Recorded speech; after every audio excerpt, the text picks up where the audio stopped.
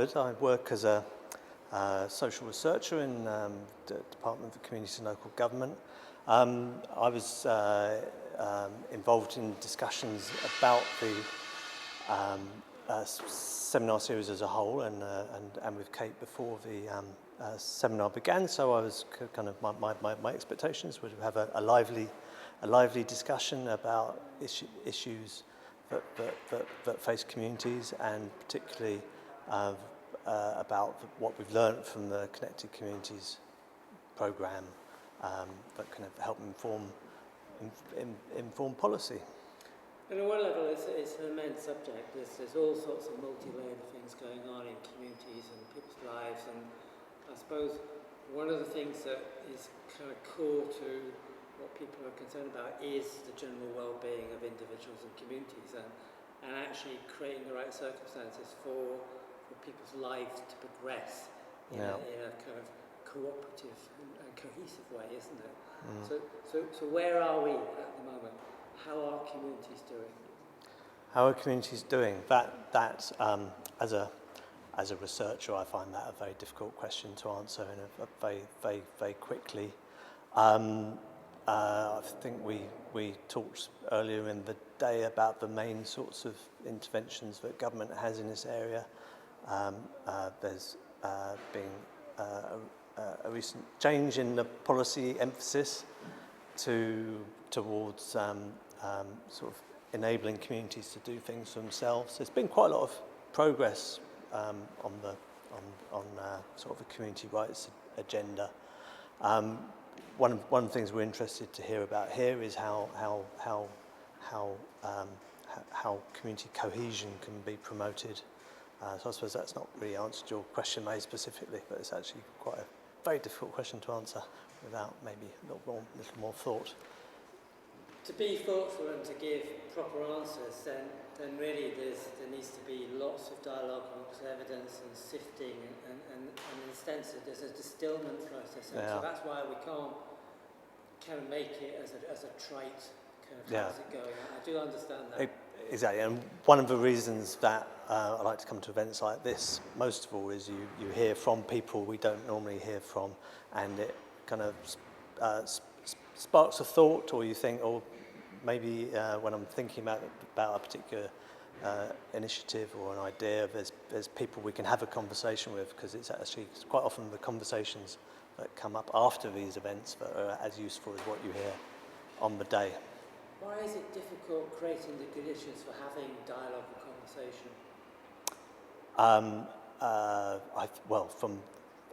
Often I think it's because the people that it's part of their jobs to do this stuff just have very little time to take a step out. So in the same way as, sort of creating safe spaces in communities for conversations to happen, there has to be spaces like this for discussions between academics and policy people. And you will have observed over the many years I've been making films, I've observed lots of regeneration and consultation process, and I definitely got consultation fatigue 20 years ago from people involved in. So what are the benefits of consultation, and what are the downsides?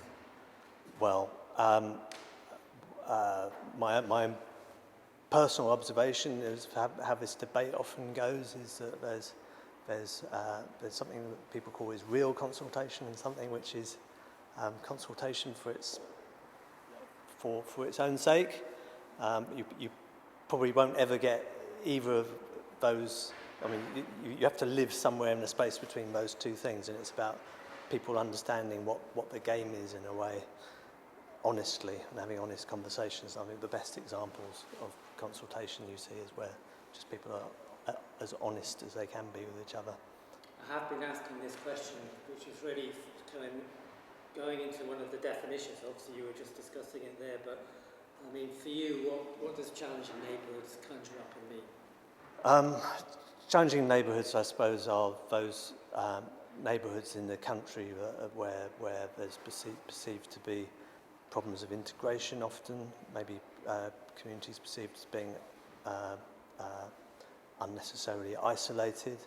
There might be economic and social labour market problems, and these are often the areas in towns and cities where people are most concerned about.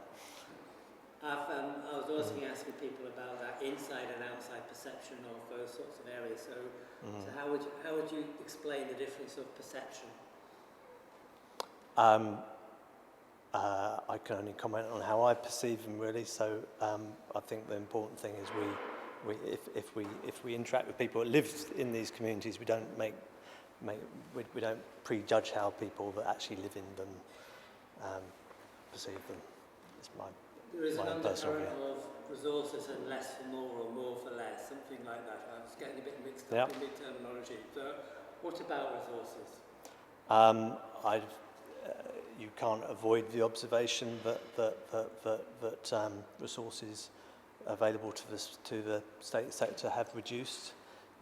At the same time, you have to acknowledge that what resources that there are there can be utilised much more effectively. That's where this idea of more for less often comes from. But what's been quite interesting about some of our programs on the community rights side of things, where we've been making programs and small amounts of funding available to areas that many people would expect, but it's for more affluent areas that want to take the opportunity to sort of redesign and rethink services at a local level. But actually, it's not. It's often for more deprived parts of the country or deprived neighbourhoods in more prosperous local authorities that actually take the opportunity. So what next? What next? I was very intrigued by many of the presentations today. I'm sure what we've heard will lead to further discussions with some of the researchers and community representatives, and we look forward to that. Can I just ask, Yeah. in terms of the research work at the universities and the Campus Research Council, would you really need to say that experience from a DCLG perspective? Yeah, so value of collaborative working with academic partners. Well, we've been in contact for quite some time with the Arts and Humanities Research Council Connected Communities programme. This event today is sponsored by the Economic and Social Research Council. We value more and more the discussions we have with the academics working on these programmes. As the